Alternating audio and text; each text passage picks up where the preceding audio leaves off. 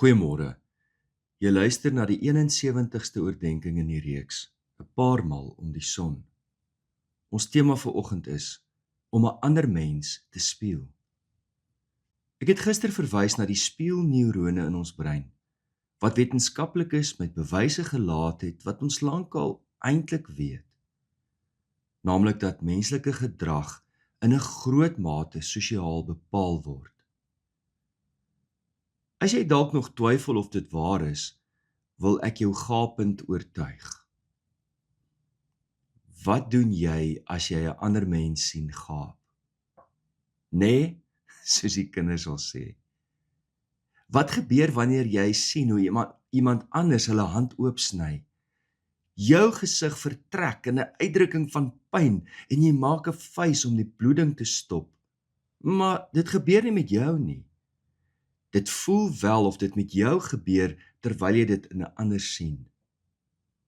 In sport, wanneer iemand hard gelak word of in boks hard geslaan word, maak toeskouers geluide en gesigsuitdrukkings asof hulle self wind uitgeduik is of in die gesig geslaan is. Dis eintlik heel komies om die of eina te hoor terwyl mense se gesigte self in pyn vertrek. Hou veral mans dop wat sien hoe 'n ander man strategies hard geskop word. Jy sal sien hoe hulle gesigte vertrek en hulle dubbeld vou. Ek weet nie of jy al op 'n vliegtuig gesit het tydens 'n vlug wat turbulensie beleef nie. Wat doen die mense terwyl die vliegtuig begin rammel en skud? Hulle soek onmiddellik die lugwaardin op om te sien of hulle paniekerig raak of rustig bly. Daar kom 'n gevoel van verligting en selfs veiligheid wanneer jy die rustige uitdrukking op haar gesig sien en haar liggaamshouding wat gemaklik voortgaan waarmee sy besig is. Ja, navorsers het bevind dat een angstige of negatiewe persoon 'n hele vertrek van mense kan beïnvloed, maar so ook kan een kalm of optimistiese persoon dit doen. Onlangs op die gemeentekamp het ons boeresport gehou. En in een van die uitdagings moes die kinders 'n koekie van hulle voorkop af laat afsak tot in hulle mond sonder om hulle hande of arms te gebruik. So staan ons almal in die sirkel en kyk spanningsvol toe wie gaan die item wen. Dit is gou duidelik dat Kylie voorloop en terwyl sy haar kop so skuins draai om die koekie se roete aan te help na haar mond toe, besef ons almal met eens daar dat ons almal daar staan met sulke skuins gedraaide koppe. Ons het eintlik lekker daaroor gelag. 'n Klompie jare gelede het ek die werking van spieelneurone gesien in 'n eksperiment waar 'n ma en 'n seentjie vervilm is terwyl hulle interaksie het met mekaar. Die seentjie sit in 'n stoeltjie met die ma 'n paar tree weg en so is daar interaksie tussen hulle. Hulle lag en kommunikeer. Maar aanvanklik lag die seentjie terwyl hulle so oogkontak behou, maar na 'n rukkie begin die seentjie kriewelrig raak en hy wil sy mamma by hom hê, maar sy bly op 'n afstand staan.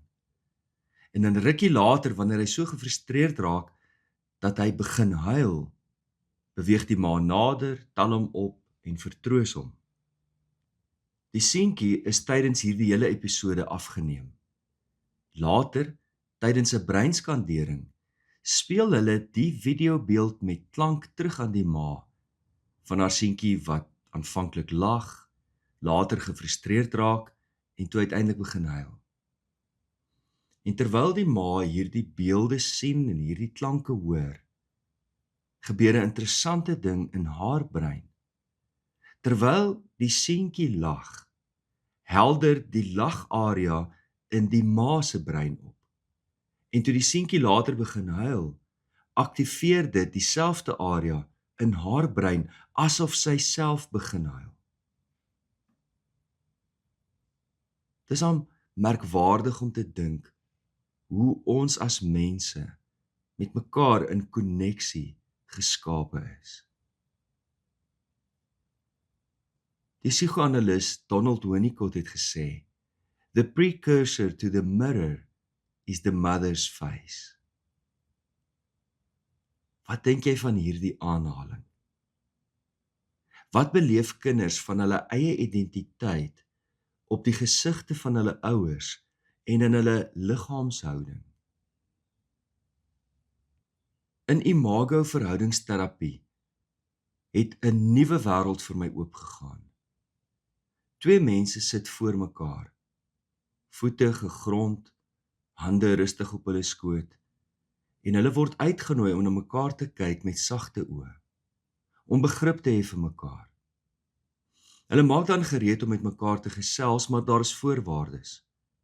Terwyl die ander persoon praat, moet die een wat luister, hulle eie vooropgestelde idees, vooroordeel en gedagtes oor die ander persoon vir daardie oomblikke net langs hulle parkeer. Dis nie onbelangrik nie, hulle kan later terugkeer na daardie idees toe wanneer hulle weer praat en die ander persoon speel. Maar hulle moet oor die denkbeeldige brug stap na die ander persoon se wêreld toe, om hulle wêreld te gaan besoek en te begryp wat het in hulle gedagtes gebeur, wat het in hulle ervaringswêreld gebeur. Wanneer die persoon in kort sinne klaar gepraat het, sê die een wat luister, die een wat speel sê, ek hoor jy sê, en sê so naas moontlik die woorde terug wat hulle pas gehoor het. Jy hoef nie saam te stem nie. Om die waarheid te sê, jy hoef nie eens in daardie oomblikke dit heeltemal te verstaan of dit goed te keer nie. Jy luister net met 'n empatiese hart en sagte oë. Ek hoor jy sê.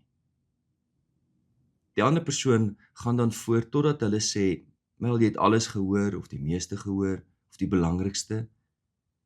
En dan, die een wat geluister het sê dan, dit maak vir my sin wat jy gesê het, want, en nie hoe dit sin maak vir jou wat luister nie, maar in hulle wêreld maak dit sin, want dit is hoe hulle dit ervaar het. Dis hoe hulle daaroor gevoel het, daaroor gedink het. Jy verstaan hoe dit vir hulle sin maak. En dan aan die einde sê jy, hoe ek dink jy nou voel is, en jy gee enkele emosie weer, van hoe jy dink daardie persoon voel.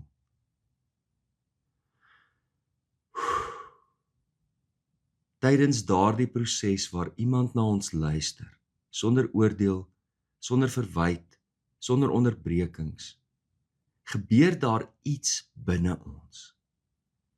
Dit verander die manier hoe ons brein in die verhouding opdaag. Die veg of vlug, limbiese dele van ons brein raak stiller en kalmer, en ons frontale lob helder op, waar empatie, begrip en nuwe moontlikhede ophelder. 'n Nuwe wêreld gaan oop. Dit verander ons van binne en dit verander verhoudings na buite. 'n Rusie verander in wederwysige begrip. 'n Persepsie word getoets en verkeerd bevind. En 'n twispunt nou word ontmasker as die simboliese projeksie vir die ou gevoel in ons van verlies, van vrees, verwerping, verlange, onsigbaarheid, selfs die intense gevoel van ek's besig om dood te gaan hier. In die plek daarvan kan ons siel weer asemhaal, want wat suurstof vir ons liggaam is menslike koneksie, begrip en veiligheid vir ons siel. Ons gebed vanmôre is 'n ou Keltiese gebed uit die Groot Gebedeboek. O God, soos U die hand gemaak het om aan te raak, soos U die oor gemaak het om te hoor, so het U my gemaak vir vreugde.